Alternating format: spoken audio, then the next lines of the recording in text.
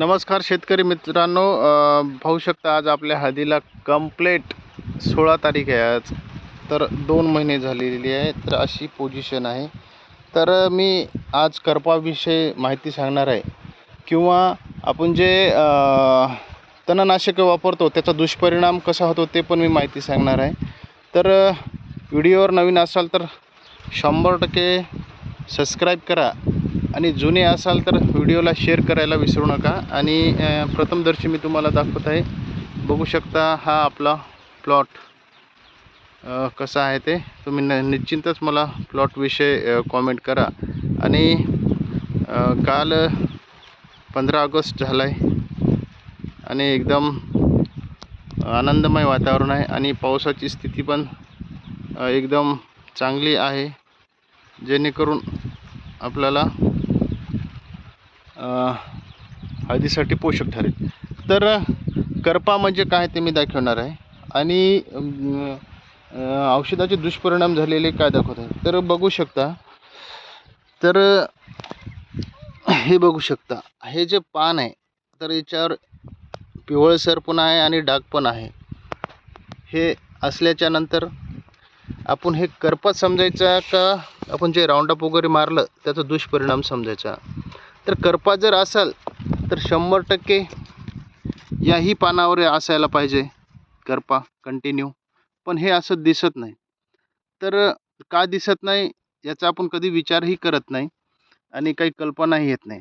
करपा इथे असेल तर करपा या पानावर असायला पाहिजे, या पानावर असायला तर या पानावर पण सुद्धा असू शकते. तर मी फरक सांगतो. हा जे करपा वगैरे आहे का नाही हे आपण ठरवा, कारण की त्या प्लॉटमध्ये त्या विषय माहिती आपल्याला ठेवावी लागते. हा करपा असू शकते किंवा राऊंडअपचा दुष्परिणाम असू शकते, हे मी तुम्हाला सांगू शकतो.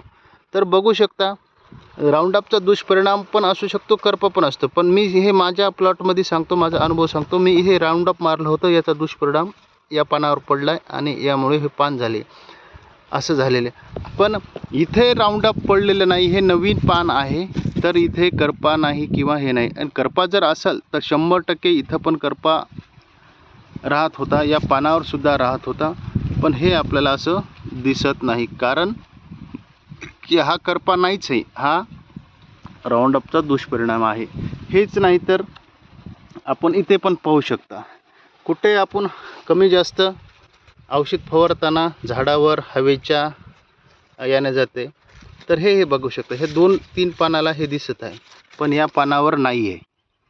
कशामुळे नाही आहे तर हा करपा नसून हा राऊंडअपचा प्रादुर्भाव आहे. आपल्या प्लॉटवर करपासुद्धा असू शकतो, मला हे नाही म्हणायचं, 100% करपा असू शकतो. तर हे थोडंसं जिज्ञासा किंवा चिकित्सक पद्धतीने आपण याचा अभ्यास केला तर लक्षात येईल. नाहीतर शेतकरी राजा काय करतो, करपा आला, हे आला आणि शेवटचीच पाने छोटे छोटे पानच नेऊन आपण कृषी सहाय्यकांना किंवा इतर कृषीच्या संदर्भात जे आहेत त्यांना दाखवतो आणि ते मग चुकीच्या औषधी किंवा काहीतरी असंच होते. तर आपण औषधाची फवारणी करते वेळेस आपण आपल्या प्लॉटचा अभ्यास करणं हा फार महत्त्वाचा आहे. अभ्यास झाल्याच्या नंतरच फवारणी करणं गरजेचं आहे. तर सांगू शकतो, काल आपण फवारणी केली होती, तर हे बघू शकता असे कीटक मेले. एक 8 ते 10 दिवसांनी कीटकनाशकाची फवारणी करणं गरजेचे असते. आणि आपणच नाही तर आजूबाजूच्या बांधावर वगैरे सुद्धा काही कीटक वगैरे असू शकतात, त्या बांधावर सुद्धा फवारणी करणं गरजेचं असते. तर बघू शकता व्हिडिओच्या माध्यमातून, हे बघा कालच फवारणी केली, 100% असे बारीक सारीक कीटक जे असतात ते मरून जातात. तर करपाविषयी तुम्हाला हा व्हिडिओ कसा वाटला निश्चितच तुम्हाला ऐकायला पाहिजे. आणि हे बघू शकता इथे छद्र वगैरे पाडलेलं आहे. तर हे छद्र कसं, इथं पहिलं पान तयार होताना आपण हे पाहिलेलं आहे. आणि आता बघू शकता या हळदीचे शेवटचे पानं का हे झाले असतील.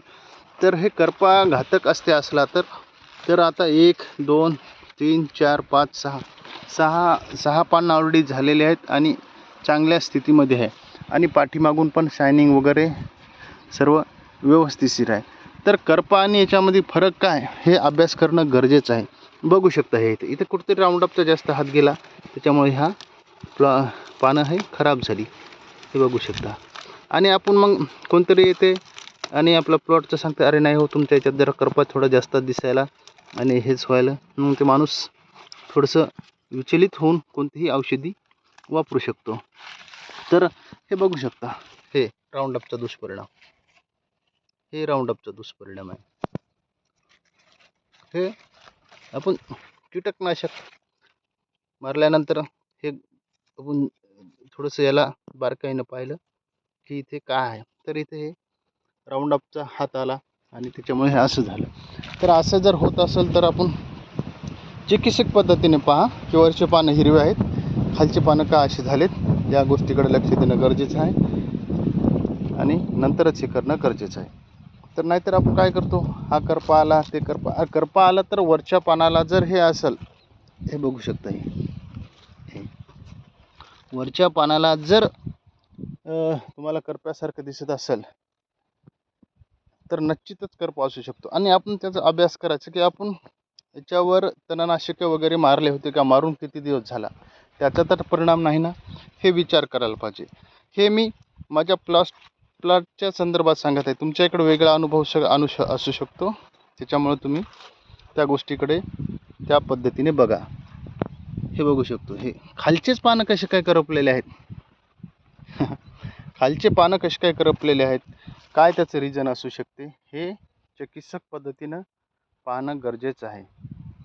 कारण खालच्या पानावर आपल्या जास्त प्रमाणात हे ना राऊंडअप वगैरे गेले, त्याचा दुष्परिणाम माझा झालेला आहे. त्या वरच्या पानावर का नाही बरं, कारण की ह्या पानाची उगवणशक्ती झालीच नव्हती तेव्हा, तर ते करपा असू शकत नाही. हे माझं वैयक्तिक मत आहे. हे बघू शकता प्लॉट एकदम सुशिस्त स्थितीमध्ये, एकदम केळीच्या पानासारखं आहे. करपा जर असेल तर या कडेनं सुद्धा पूर्ण असं करपलेलं असते आणि इथं पण करपलेलं असते, त्याला करपा म्हणतात.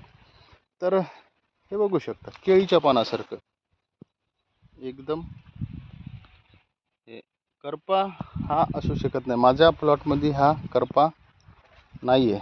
करपा जर असेल तर 100% हे होते, कडेला पाणी वगैरे होतात. आता हे करपा हे आहे, या प्रकारे करपा असू शकतो, हे करप्याचं स्वरूप आहे. तर असं करपा स्पॉट वगैरे जर असेल तर नक्कीच तुम्ही बाजारामध्ये कॅब्रोटॉप आहे, त्याच्यानंतर अमिस्टर टॉप, भरपूर कंपन्याचे भरपूर औषधी आहे. तर त्या याच्या हिशोबाने आपण त्याची फवारणी करणं गरजेचं आहे. आपण पूर्ण अभ्यास करा, स्वतः लक्ष द्या. कुठलंही कृषी केंद्र किंवा याच्या कंपनी प्रतिनिधी सांगत आहे म्हणून कुठल्याही बेसुमार औषधी वापर करू नका, कारण की याचा भुर्दंड आपल्याला पडतो. लाखो रुपये आपण खर्च करतो, उत्पन्न कमी होते, याचा परिणाम निराशा होते. तर हा व्हिडिओ कसा वाटला निश्चितच सांगा, आणि चॅनेलवर नवीन असेल तर सबस्क्राईब करणं हे आपलं आद्य कर्तव्यच आहे. आणि जे शेतकरी नवीन नवीन माहिती मिळवण्याचा प्रयत्न करतो ते 100% आपल्या चॅनलला सबस्क्राईब करते. धन्यवाद. जय हिंद, जय महाराष्ट्र.